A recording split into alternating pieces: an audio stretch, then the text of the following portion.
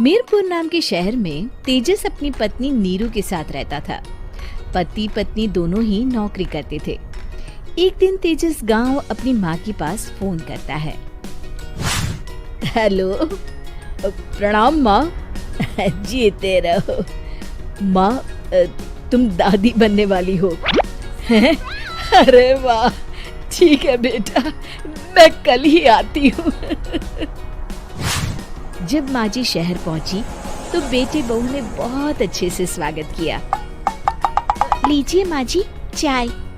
अरे गर्मा गर्म पकोड़े ले आओ माँ के लिए। नीरू रसोई में गई और 2 मिनट में ही पकोड़े ले आई। जी ये लीजिए। बहू जादू से बनाए हैं क्या? अभी तो रसोई में गई थी। यम्मी। माँ जी, शीला रसोई में पकोड़े तल रही है, मैं बस लेकर आई। हे भगवान, मेरा धर्म भ्रष्ट कर दिया तूने। अब तो गंगा जल से शुद्धिकरण करना होगा। दूसरे दिन, माँ जी मैंने नाश्ता बना दिया है, ऑफिस जा रही हूँ। पर अभी तो घर का सारा काम पड़ा है। शीला आती ही होगी, झाड़ू पोछा बर्तन कपड़े वो सब कर लेगी। हमारे जमाने में घर का सारा काम हम ही करते थे। जी माँ जी, आप बहुत होशियार हैं, मैं घर ऑफिस दोनों नहीं संभाल पाती। तो जरूरत क्या है घर से बाहर जाकर चाकरी करने की? वैसे भी घर का काम खुद करने से घर में बरकत आती है, समझी?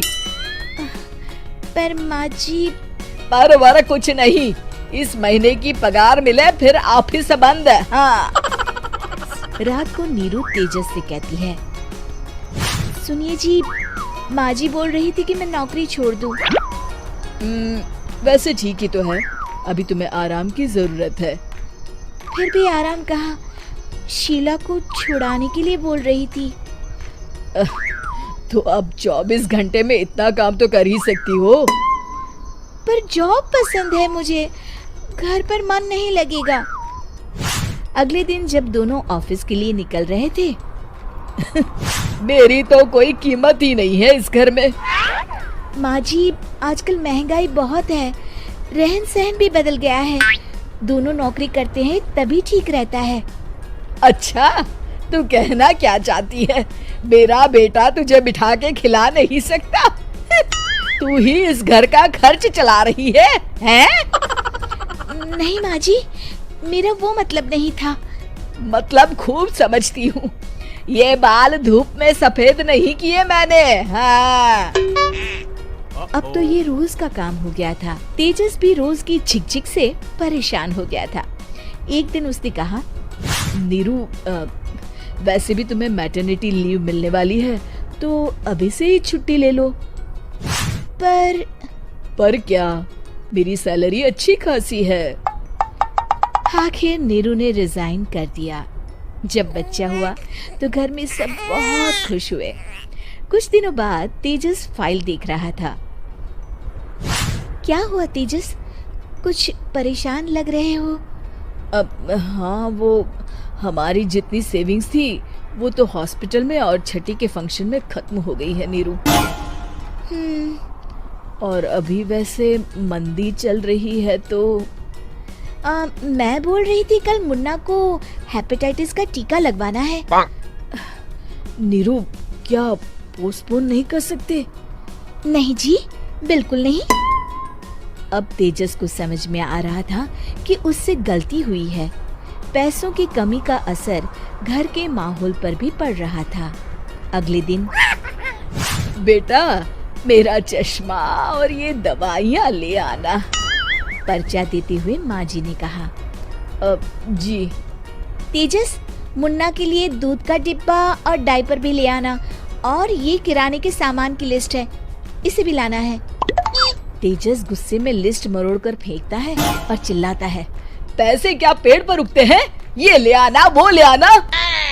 अरे पर ये जरूरत का सामान ही है। वो गुस्से में बिना कुछ कहे ऑफिस चला गया। अरे लंच तो ले जाइए।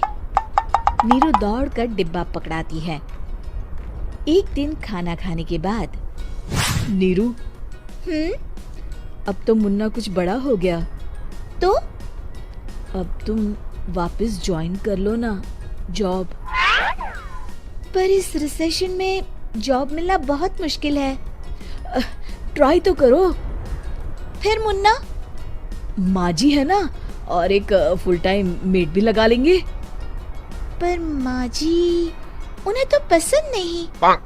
तभी माँ जी वहाँ आ जाती है और प्यार से नीरू के सर पर हाथ फेरते हुए बोलती है, अब मेरी समझ में आ गया बहू, पहले के और अब के समय में अंतर है।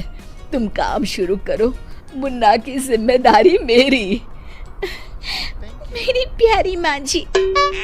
ये कहकर नीरू उनके गले लग गई। शिक्षा, परिवर्तन संसार का नियम है, हमें भी समय के साथ चलना चाहिए। उम्मीद है कि आपको हमारी ये कहानी पसंद आई होगी। कृपया हमारे चैनल को सब्सक्राइब करें और सभी अपडेट्स के लिए बेल आइकन जरूर क्लिक करें। और हाँ, वीडियो लाइक और शेयर करना मत भूलिएगा। Bye bye.